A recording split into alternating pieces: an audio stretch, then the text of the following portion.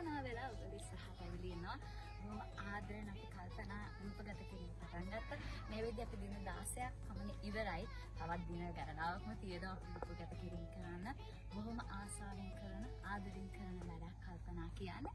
ඉතින් සාරංග මෙන්ඩිස්ගේ පළමුවෙනි සිනමා නිර්මාණය ඔහුගේ අධ්‍යක්ෂණය වගේම තිර රචනය. ඒ වගේම තමයි සෙල්ෆ්ලික්ස් නිෂ්පාදනය. අමරාදේ මතක කරන අසිත අයියා ප්‍රදීප අයියා. ඉතින් අපි බොහොම ආදරෙන් කරන වැඩක් තමයි කල්පනා කියන්නේ.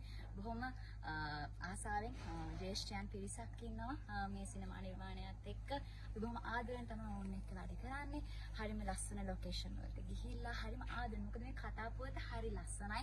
සිංහල සිනමාවට අලුත් වැඩක් වෙනස් වැඩක් වෙයි. අනිවාර්යෙන්ම ප්‍රේක්ෂක ඔබ බොහොම ආදරෙන් වැළඳ ගන්න වැඩක් වෙයි කල්පනා. ඉතින් තව වැඩ ගොඩක් තියෙනවා අපිට කරන්න. රූපගත කිරීම ඉවර කරලා අපි බලාගෙන ඉන්න කල්පනා සිනමා නිර්මාණය ඔයගලන්ට දායාද කරන්න ප්‍රේක්ෂක ඔබට. ඉතින් අපි ඒ වෙනුවෙන් අපි හැමෝම මහන්සි වෙනවා.